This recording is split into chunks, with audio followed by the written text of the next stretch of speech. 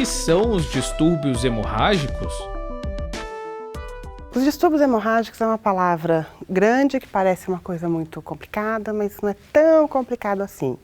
Distúrbios leva a gente a pensar em um mau funcionamento, então é não ter o nosso equilíbrio no organismo, gerando uma hemorragia, gerando um sangramento excessivo, um sangramento que pode vir através da pele, com aqueles hematomas, aqueles roxos que a gente aparece que a gente não sabe muito bem porquê, pode ser por sangramento no nariz, na evacuação ou quando a gente vai urinar. Então, é o mau funcionamento, um desequilíbrio interno nosso que, como consequência, a gente tem um sangramento excessivo. E isso pode gerar algumas complicações no organismo. Qual a diferença entre distúrbio hemorrágico e a coagulação sanguínea? A coagulação sanguínea, ou também conhecida como hemostasia, a gente gosta de palavras difíceis, é o nosso sistema fisiológico. Nosso organismo, todo mundo que já foi coletar sangue alguma vez já reparou, nosso sangue no nosso organismo está fluindo. Passa pelas veias, passa pelos órgãos sem gerar nenhum problema, então ele é líquido. A partir do momento que a gente tira ele do nosso corpo, o que acontece? Ele forma um coágulo, ele se junta, ele fica durinho. Então, a hemostasia é esse funcionamento perfeito do nosso organismo, onde a gente tem ele líquido para não coagular dentro do nosso sangue, mas também coagula se a gente precisar. Por que eu preciso que o nosso sangue coagule? Todo mundo já se cortou. Já caiu de bicicleta quando era criança, já se cortou fazendo uma comida para alguém. Quando a gente corta, acontece a coagulação, ou seja, você formar aquela casquinha para poder ter a cicatrização. Então isso é nosso sistema de coagulação, é a nossa coagulação sanguínea. É ele ser líquido no nosso organismo para levar os nutrientes e o oxigênio para todos os nossos órgãos, mas ter a sua coagulação quando necessária, principalmente nesses momentos onde eu preciso tapar algum buraquinho que aconteceu, seja interno, seja externo. Os distúrbios hemorrágicos é um desequilíbrio nisso. Quando eu falo em desequilíbrio do sistema de coagulação, eu posso ter um desequilíbrio para a formação de trombos de uma forma excessiva, então aquela trombose na perna, trombose dentro do pulmão, não é o caso agora do que a gente vai discutir, mas eu posso ter um desequilíbrio para o sangramento, ou seja, o paciente se machuca e sangra, não estanca o sangue, não para o sangue. Então, isso é o distúrbio hemorrágico, é esse desequilíbrio desse sistema que funciona em perfeita harmonia no nosso organismo, gerando um sangramento excessivo, que a gente não consegue controlar. Muitas vezes precisa realmente ir num pronto-socorro, procurar um médico para poder parar o sangramento, senão vai seu sangue todo. Quais são os tipos mais comuns de distúrbios hemorrágicos? São muitos. São muitos distúrbios hemorrágicos. Os tipos mais comuns eu tenho. Se eu pensar na função das plaquetas, porque para eu falar na coagulação eu preciso ter as plaquetas, que são as células da coagulação, elas que começam todo o processo. Então eu me machuco, o que acontece? As plaquetas vão e se grudam e fazem uma ligação, unidas venceremos, não quer que separe de jeito nenhum. Isso tem as plaquetas, então se eu tiver algum distúrbio nas plaquetas, onde ou um mau funcionamento delas ou uma diminuição do número delas, eu posso ter essa dificuldade, elas não se juntam, não dá origem a toda a sequência, ou eu posso ter também uma alteração nos fatores de coagulação, que são proteínas nossas, internas, que fazem com que essa ligação das plaquetas sejam ainda mais fortes e impedir. Então, eu tenho esses distúrbios das plaquetas, a mais comum de todas é o que a gente chama de PTI, é quando a gente tem uma diminuição das plaquetas, é uma doença autoimune onde eu tenho uma diminuição muito grande das plaquetas e com isso eu gero esse sangramento, ou eu tenho a alteração dos fatores de coagulação, seja ou em número, uma dificuldade muito grande de produção desses fatores, ou no funcionamento deles. E daí eu levo as discrasias sanguíneas, que são essas alterações dos fatores de coagulação, e a gente não consegue formar. Porque essa plaqueta, quando ela se junta e não tem esse reforço, ela é frágil. Pode chegar alguém lá e quebrar isso. Então, por exemplo, vamos pegar um exemplo igual quando a gente é criança e se corta. Forma aquela casquinha. O que a gente adora fazer com essa casquinha? Vim com a pontinha do dedo, ficar cutucando essa casquinha até ela sangrar, daí vai forma outra. Essa primeira ligação dessa primeira casquinha, ela é mais frágil, a gente consegue tirar mais forte. Agora, se a gente já deixa essa casquinha aí uns 2 dias, a gente vai com o dedinho, não sai tão fácil. Então, os fatores de coagulação faz isso, faz com que essa casquinha, essa coagulação fique mais forte.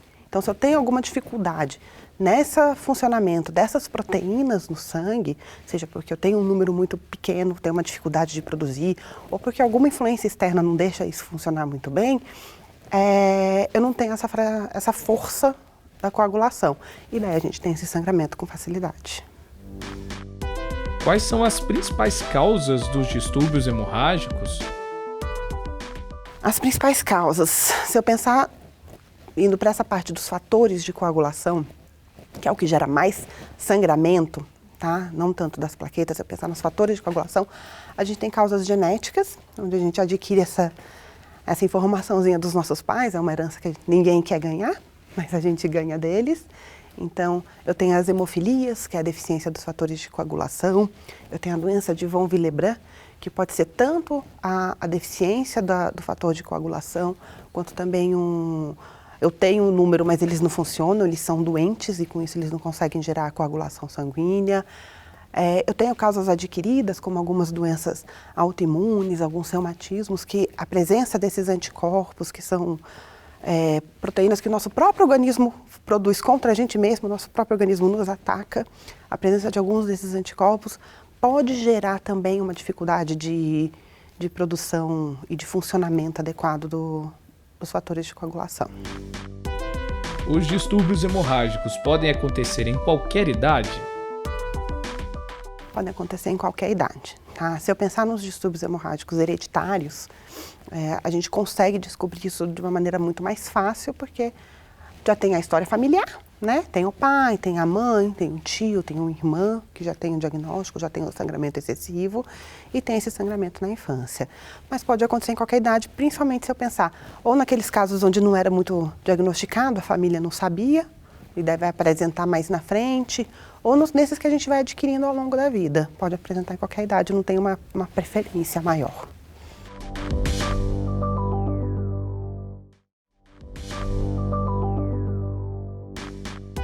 Quais são os principais sintomas dos distúrbios hemorrágicos? O principal sintoma é o sangramento, tá? E daí, quando eu falo em sangramento, a gente também abre muito grande. Eu posso ter esses sangramentos na pele, esses hematomas que a gente olha para nossa pele e fala, nossa, mas eu tenho aqui bati e não lembro. Daí você começa a achar, sempre que você bateu e não lembra, até que você chega uma hora e fala assim, não, eu não estou batendo tanto assim o meu corpo sem perceber. Então, esses hematomas que aparecem do nada, ou aquela pessoa que tem um sangramento excessivo, por exemplo, o tempo todo, um sangramento pelo nariz. De vez em quando, pode acontecer com todo mundo. A gente pode ter um pico de pressão que rompe um vasinho, eu posso ter alguma alteração na anatomia que pode gerar isso, mas um atrás do outro, ou aquela pessoa que do nada sangra a gengiva, ou vai urinar e percebe que a urina está com presença de sangue, são os principais sintomas. Se eu falar da hemofilia, que são essas doenças hereditárias, elas são muito características de ter sangramento em algumas partes específicas do organismo, principalmente articulações. Então, é uma criança, normalmente do sexo masculino, é muito mais prevalente no sexo masculino, que incha o joelho, dói, incha do cotovelo, incha o ombro, principalmente essas grandes articulações. Incha, dói e ninguém sabe por quê, daí acho que não, vai achando sempre que, caiu, bateu, fez alguma coisinha, até que chega uma hora que vai realmente investigando e vai vendo que esse inchaço se deve a um acúmulo de sangue dentro das articulações. Tá? Então, esses são os principais sintomas. É o sangramento que a gente fala que exterioriza, ou seja, a gente vê o sangue, se eu olhar minha pele com hematoma, eu vejo que está roxo. Se estiver sangrando no nariz, eu não preciso nem falar nada, todo mundo está vendo que está sangrando. Mas tem esses sangramentos internos, tá? E se eu pensar nos distúrbios hemorrágicos, principalmente nas hemofilias, o mais comum são esses sangramentos nas regiões de articulações, tá? Um outro sintoma muito comum, e daí a gente chama a particularidade só das mulheres, entrou na menstruação, aquele fluxo que não para. É um fluxo muito aumentado, onde a menina tem que usar muito mais absorvente, onde vaza, suja a roupa, dá toda aquela alteração social na menina, de não querer ir para a escola, é um fluxo realmente muito grande. Ou, por exemplo, alguém que vai fazer uma cirurgia, vai retirar um dente, ou vai fazer alguma cirurgia por algum problema. E tem também como uma complicação o sangramento que o médico não consegue controlar, que tem uma dificuldade maior de controlar. A gente normalmente não é para ter. Nosso sistema, como eu falei no começo, ele funciona bonitinho. Então a gente se machuca, vai lá, conserta. Então, se não consegue se consertar, alguma coisa está de errado, alguma coisa está acontecendo. Existem fatores ou grupos de risco para desenvolver os distúrbios hemorrágicos? Existem, se a gente pensar nessa característica genética. Então, tentar simplificar um pouquinho o que acontece na parte genética. A mulher, ela tem 2 cromossomos sexuais que definem que ela é mulher, né? Se eu pensar na genética, o X com o X, então ela tem duplo X. O homem é a presença do cromossomo X com o cromossomo Y, tá? Se eu tenho uma doença que existe apenas no cromossomo X, para a mulher ter a doença, ela precisa atingir os 2 cromossomos, porque ela tem 2 vezes o mesmo cromossomo igual. Enquanto que o homem, ele tem apenas um cromossomo, o X, porque o outro é diferente. E essa doença não dá no Y, só dá no cromossomo X. Então, o homem precisa de uma informação para ter doença. A mulher precisa de 2 informações para ter doença. Então, ser homem nessa hora não é muito bom, não. Tá? Porque se você tem essa informação na sua família, você só precisa herdar isso da sua mãe. Você não precisa que seu pai também te traga essa informação. Enquanto que na mulher, ela precisa dessas 2 informações. Então, se você já tem um distúrbio hemorrágico, uma hemofilia na família, você vai ter uma probabilidade maior se você for o homem da família. Então, esse é um grupo de risco, se eu pensar nas doenças hereditárias, tá? Mas é mais isso, ela pode acontecer, na verdade, com qualquer pessoa. Eu não vou ter uma faixa etária mais frequente, eu não vou ter uma classe social, uma classe econômica mais frequente, eu não vou ter uma doença que vai gerar isso. Então, por exemplo, assim, quem tem, por exemplo, problema de coração, vai ter mais? Não necessariamente, tá? O risco vai ser igual. Então, eu penso no grupo mais frequente se eu pensar realmente na herança genética e nessa particularidade das informações. Os cromossomos do homem, geneticamente falando, são cromossomos diferentes das mulheres, tá? Isso que determina todo o nosso funcionamento do organismo. Quais são as doenças que os distúrbios hemorrágicos podem causar no organismo? Lembra que eu falei das hemofilias, focando bem nesse que são os grupos mais graves, vamos pensar assim, tá? Onde eu tenho um sangramento muito maior, onde eu tenho muito mais complicações. Eu não falei que ele incha o joelho, daí desincha. Daí passa um tempinho, incha de novo, desincha. Incha de novo, desincha. Imagina um segmento do seu organismo o tempo todo sendo agredido. Agredido, agredido, agredido, agredido, agredido. Chega uma hora que você fala o quê? Chega, não quero mais, quero me proteger.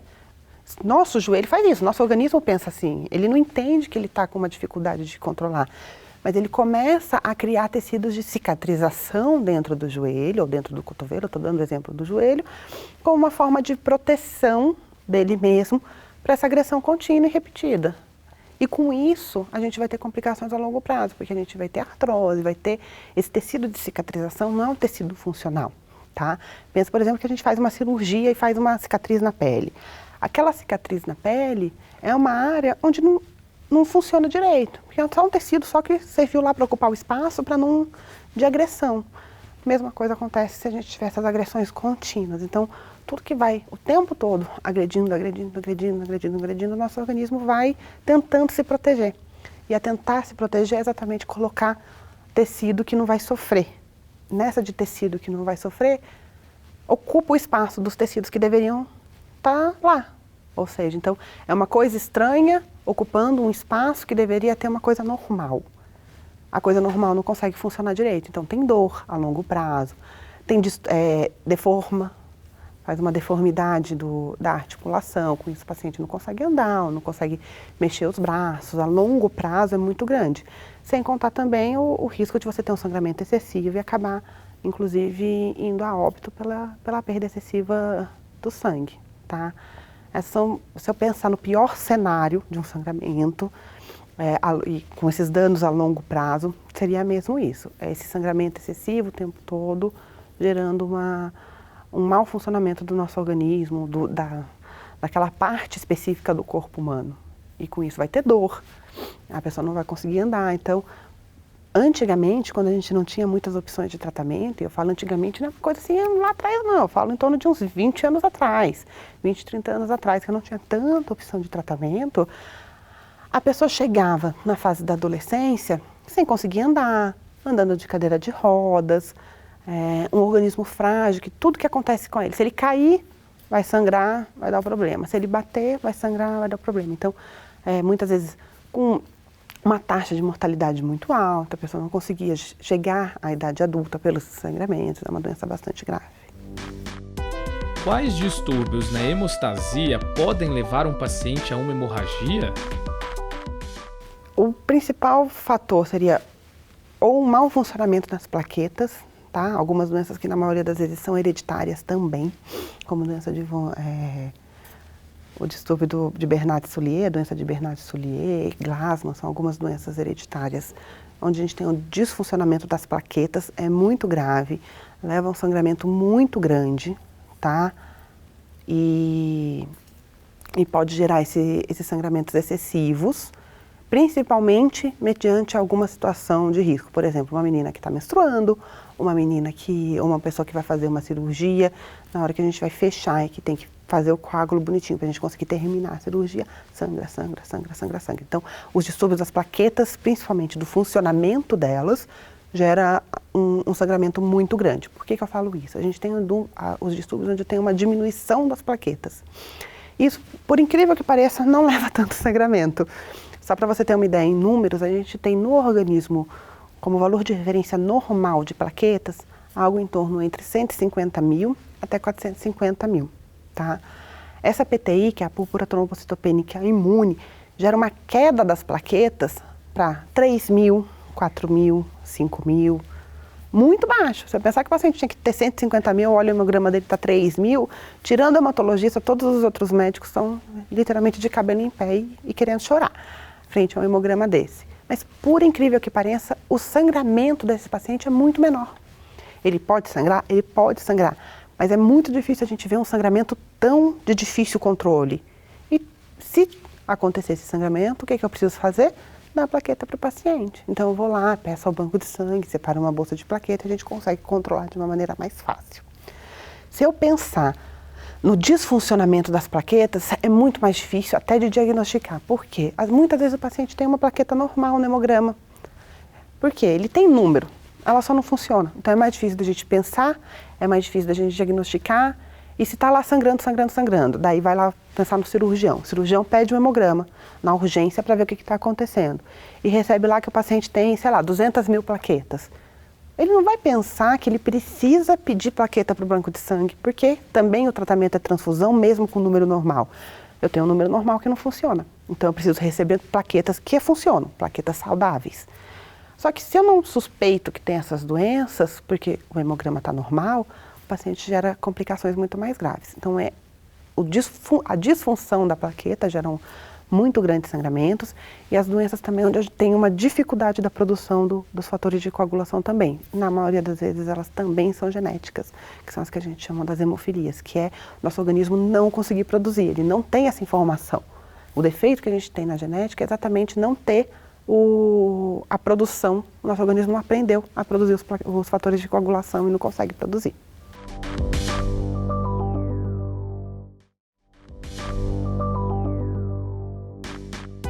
Como é feito o diagnóstico dos distúrbios hemorrágicos? O diagnóstico dos distúrbios são feitos por duas etapas muito principais. A primeira é uma história clínica, muito bem coletada pelo médico, tá? Tanto dos sangramentos do paciente, então, por exemplo, se você vem no meu consultório para a gente investigar, eu vou ter que pegar todo o seu histórico de cirurgias, se você quando se machuca, se você demora para parar de sangrar, como que aparece seu sangramento, se aparece do nada, se aparece se você fez algum machucado, se você caiu, se você fez algum procedimento. Então, uma história sua, muito bem importante, e também uma história familiar, porque muitas das causas são herdadas dos nossos pais. Então, eu vou precisar saber do seu pai, da sua mãe, dos seus irmãos, dos seus tios, para saber como é que tá. Então, eu tenho essa história clínica, me dando essas informações, e eu vou partir daí para os exames de sangue, tanto do hemograma, para poder ver o funcionamento das plaquetas, o número das plaquetas, e também olhar essas plaquetas no microscópio, para ver se elas estão num tamanho e numa forma normal, que pode realmente indicar que o funcionamento está normal, ou se eu olho para elas no microscópio e elas estão diferentes. Já leva a gente a pensar também numa disfunção das plaquetas. Então eu tenho isso e eu tenho alguns exames laboratoriais.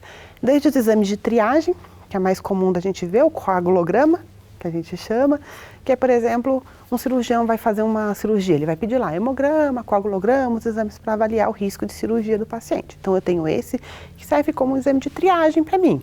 Então se vir alguma coisa alterada nesse exame, tem que passar com o hematologista para a gente poder ver o que está acontecendo. Ele não é suficiente para a gente fechar um diagnóstico, eu vou precisar de alguns exames muito mais específicos, mas aí eu fico até amanhã aqui falando de todos eles para você. Exatamente para a gente tentar descobrir se realmente está funcionando bem ou não, e se não está, qual o fator de coagulação. Por que isso? Eu tenho mais de 13 fatores de coagulação. Então eu tenho exames para avaliar o funcionamento e o número deles, para a gente poder tentar chegar realmente certinho no diagnóstico e ver, não, você tem tal deficiência de fator, ou você está normal, ou você não tem deficiência do fator, você tem um mau funcionamento deles, e assim a gente conseguir fazer o diagnóstico do paciente. É um diagnóstico que é um pouco demorado, tá? Não é tão simples, porque são exames que demoram para ficar prontos, muitas vezes eu não consigo também pedir todos os exames de uma vez só, então a gente vai indo de acordo com o que é mais comum. É mais comum ter a deficiência do fator 8 e 9, por exemplo. Então eu vou começar por esses fatores. Eu não vou pensar naqueles que são mais raros. Então às vezes demora para a gente realmente conseguir fazer o diagnóstico, mas é uma história clínica muito bem colhida, tanto a respeito do paciente e da família dele, e também a ajuda desses exames laboratoriais para a gente avaliar bem como é que está tudo dentro do organismo. Quais são os principais tratamentos para os distúrbios hemorrágicos? Então depende também de qual é. É uma doença muito heterogênea, né? Eu falei lá desde o começo, é um nome só para um grupo de doenças muito grandes, tá? Então se eu tiver problema nas plaquetas, como eu falei, é a transfusão de plaquetas, tá? Então se eu tiver baixo número delas e um paciente sangrando, eu vou transfundir. Se eu tiver um mau funcionamento das plaquetas com um paciente sangrando, eu vou transfundir. E por que eu estou falando com o paciente sangrando? Transfusão de sangue não é um procedimento simples, não é um procedimento que não tem riscos. Basicamente, eu estou pegando o sangue que era de uma outra pessoa e colocando dentro do nosso organismo. Então, isso pode causar algumas reações, alguns problemas graves. Então, a gente vai transfundir não só porque o exame está alterado. A gente vai transfundir porque o exame está alterado ou não, mas o paciente principalmente está sofrendo, ele está com sangramento. Então, eu preciso interromper esse sangramento, porque ele não vai parar sozinho, tá? De outros casos, a gente vai acompanhando, às vezes precisa entrar se eu for por um mecanismo autoimune, com medicações que vão agir dentro do nosso sistema imunológico para controlar ele, então, seja corticóide ou alguns outros imunossupressores. Se eu pensar nas plaquetas, se eu pensar nos fatores de coagulação, eu vou precisar ou transfundir plasma também, a transfusão sanguínea, se é um paciente que está tendo um sangramento muito grande, eu não tenho ainda um diagnóstico, eu vou transfundir plasma. Por quê? Do plasma, é um plasma de uma pessoa normal, ou seja, é a parte líquida do sangue, tá? Sem as células, só a parte líquida do sangue, então é a água junto com todas as proteínas, ou seja, eu tenho todos os fatores de coagulação lá, porque quem doou é uma pessoa saudável, porque ele passa por uma triagem e tudo mais. Então é um líquido onde eu tenho todos os fatores de coagulação que eu vou dar. Eles têm número e têm funcionamento normal para parar de sangrar, tá? Não, o paciente ele já sabe o que ele tem. Eu já sei que eu tenho von Willebrand, eu já sei que eu tenho hemofilia, que é a deficiência do fator 8 ou do fator 9. Eu não preciso dar todos, concorda comigo? E eu não preciso expor o paciente ao risco de uma transfusão, que também vai ter todas as proteínas que veio de uma outra pessoa. Dessa forma, ele recebe um concentrado do fator que ele precisa, tá? Graças a Deus, hoje em dia a gente tem isso, que pegou esse plasma de algumas pessoas, mandou para o laboratório separou só o que interessa. Só realmente, você tem a deficiência do fator 8, então você separa só o fator 8. Vou concentrar ele, ou seja, muito fator numa quantidade pequenininha. O paciente precisa do fator 8, ele vai tomar só o fator 8, tá? Então, o tratamento ou você dá as plaquetas para o paciente, ou controlar o sistema imunológico, ou você repor o fator de coagulação que tá difícil. Existem algumas medicações, sim, que ajudam no sistema de coagulação, mas elas sozinhas não funcionam. O principal no tratamento é isso, e todas as medidas de segurança. Então, se é um paciente que tem uma facilidade maior de sangrar, não vai pular de bungee jump, não vai pular de paraquedas, não vai fazer nenhum evento onde tem um risco traumático muito grande com um risco de sangramento muito grande. Ele vai ter que entender que ele não vai poder fazer todos os tipos de atividades que as outras pessoas poderiam fazer. Os distúrbios hemorrágicos têm cura? É difícil, essa cura é uma palavra muito forte, tá? Dentro da medicina. Curar significa você tirar o problema da pessoa e esse problema não voltar mais, tá? Isso é difícil da gente prometer, né? Até quando a gente pensa em infecções também, a infecção vai e volta. Todo mundo aqui já teve várias gripes ao longo do ano, né? Então, cura é uma palavra muito forte, principalmente se eu pensar numa doença hereditária. Para eu curar uma doença hereditária, eu tenho que modificar o gene. Então, teria que ser feito lá atrás, quando ainda era um embriãozinho dentro da barriga da mãe. Então, curar eu não consigo, infelizmente, tá? Eu tenho o quê? Eu tenho tratamento, eu tenho controle. Hoje em dia, a gente entende muito melhor a doença. Então, por exemplo, uma pessoa que tem uma hemofilia, que é essa doença hereditária onde tem um sangramento muito grande. Eu não consigo curar, eu não consigo tirar essa doença da pessoa. Não consigo chegar num bebezinho e falar, você não vai ter mais isso. O que eu tenho é acompanhamento a longo prazo. Então, quando na criança, ele recebe profilaticamente esse fator de coagulação. O que isso quer dizer? Ele recebe antes de sangrar, para evitar sangramentos maiores. Ele vai ter um acompanhamento com fisioterapeuta, para ajudar na mobilidade das articulações. Ele vai ter um acompanhamento multidisciplinar, com psicólogo, com terapia ocupacional. O ideal é fazer esse acompanhamento geral. Eu não vou conseguir curar, mas eu consigo controlar, tentar evitar as situações de sangramento. Acontecer a situação de sangramento, eu entrar com o tratamento da maneira mais precoce possível. Ou seja, dar para ele a medicação que ele precisa, seja o plasma, seja o fator de coagulação concentrado, se for por causa das plaquetas, seja a transfusão de plaqueta, mas entrar com esse tratamento de uma maneira precoce para evitar os problemas que ele pode ter a longo prazo. Tá? Mas eu não consigo curar, porque curar significaria tirar essa doença da vida dele. Eu não consigo tirar, tá? Infelizmente. É possível prevenir os distúrbios hemorrágicos? Prevenir a gente consegue, tá? Desde medidas no nosso dia a dia. Então, evitar exposições, evitar muitos traumas, ter consciência de que você tem uma doença em que você pode ter um sangramento muito grande, isso vai te dar complicações a longo prazo, então eu vou tentar prevenir isso. E hoje em dia a gente também tem esse tratamento de prevenção medicamentosa, que daí a gente não adianta já na fase adulta você querer fazer isso. Na fase adulta, quem já sofreu 20, 25 anos com a doença já não é mais prevenção, ele já vai ter que tratar das sequelas que essa doença teve, então é você começar com a prevenção lá no bebezinho, entendeu? Então, por exemplo, o pai tem uma hemofilia, mas ele engravidou, a esposa, nasceu o bebê. Será que o bebê tem? Não é, não, vou esperar para ver se ele vai sangrar. Não, você já vai vai avisar seu pediatra, olha, eu quero saber se meu filho tem.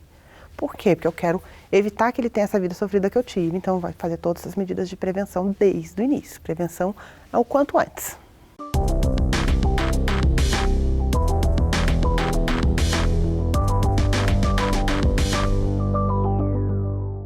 E para você que acompanha os nossos programas e gosta de estar por dentro dos assuntos da cidade e também do trabalho dos vereadores, se inscreva no nosso canal e confira tudo o que acontece aqui na TV Câmara. E se você gostou do nosso conteúdo, não esqueça de curtir nossos vídeos. Deixe aqui o seu like. Deixe o seu comentário e ative o sininho para ser avisado de todas as novidades.